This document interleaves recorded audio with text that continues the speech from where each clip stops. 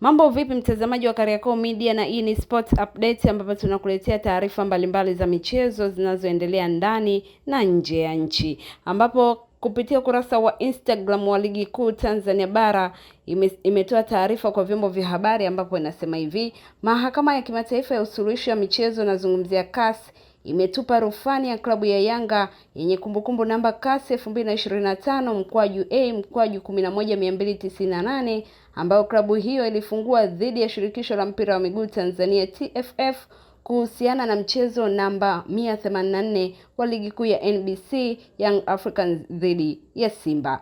Walalamikiwa wengine katika shauri hilo, ambapo pamoja na mengine klabu ya Yanga iliomba mechi tajwa hapo juu isipangiwe tarehe mpaka itakapotolewa uamuzi ni bodi ya ligi kuu Tanzania TPLB na klabu ya Simba. Kutokana na uamuzi huo wa CAS, bodi ya ligi kuu Tanzania inaendelea na maandalizi yake ya kuhitimisha msimu wa ligi kuu ya NBC mwaka 2024-2025 na kufanya maboresho ya ratiba ya ligi ikiwemo mchezo namba 184 Young Africans dhidi ya Simba, kisha kutangazwa ratiba mpya mapema iwezekanavyo. Imetolewa na idara ya habari na mawasiliano ya bodi ya ligi kuu Tanzania Bara TPLB Mei 1, 2025. Endelea kufuatilia Kariakoo Media katika mitandao yetu ya kijamii Facebook na Instagram ni Kariakoo Media. Asante na kwaheri.